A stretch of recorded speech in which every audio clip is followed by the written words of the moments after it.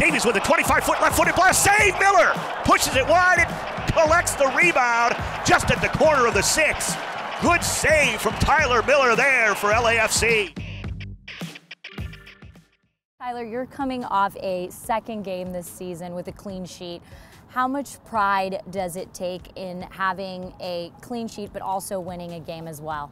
For me personally, I take a lot of pride in keeping a clean sheet. Obviously, that's the goal going into every game, but I think collectively as a team, we make that our goal, and we want to keep other teams off the scoreboard. Get the cross in. He does. Down to Nuhu, a shot and a save! Miller! You're technically the last line of defense, and you have the unique opportunity to have a vantage point in which you can see your defenders and the gaps in the defense, as well as seeing the forwards take advantage of your defenders' blind spots. It's one of the most unique vantage points on the field. Being able to watch how the game orchestrates and how it develops over the course of the 90 minutes. You learn different tendencies that the other team is doing, how their forwards are making runs through the gaps. And overall, I try to communicate with my defenders as much as I can. It's just a constant 90 minutes of yelling, and at the end of the game, I never have a voice. We talked about how it feels to have a clean sheet. How does it feel when you concede a goal like Atlanta, where you kind of feel that you're constantly picking up the ball from the back of the net? It's unraveling quickly for LAFC. It's tough. I mean, but that's part of the game. You're going to have your good moments, you're going to have your bad moments, and you're going to give up goals. Not every game is going to be perfect. How do you make sure that you don't get discouraged when you do concede a goal? Second chance! Plata, it's in! Goal!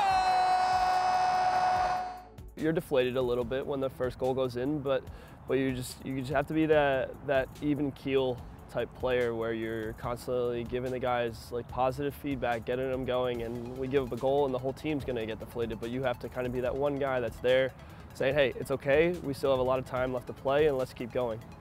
During a penalty kick, you're kind of isolated, you're, a one man on an island. Take me through that kind of mind frame. What are your thoughts? What are you thinking during that time? Personally, I love penalty kicks. You do? I think they're a lot of fun. I think they're a lot of fun. Wait, why? You got to explain that one to me, because I would think it's kind of scary. There's no pressure for me though. It's all the pressure is on the shooter. They're supposed to make the kick. And so for me, every time we go into a PK shootout or I'm facing a PK, my goal is to save 1 of 5. And I feel pretty confident that I can get a good jump and potentially make the save. For you, as a goalkeeper, did you grow up being inspired by a particular goalkeeper? When I first started playing goalie, I didn't know much about the position, but my oldest brother, Jason, he played goalie in high school. So I guess you could say I looked up to him a little bit. Now I love watching the Premier League and a lot of the teams in Europe. So we have Gigi Buffon and Joe Hart, David De Gea. So there's a lot of guys around the world that have different unique styles, and I try to pick one thing from each of them and see how I can use it in my game, and overall it's helped me a lot. Thanks so much, Tyler. I wish you guys the best of luck in Montreal, and go LAFC!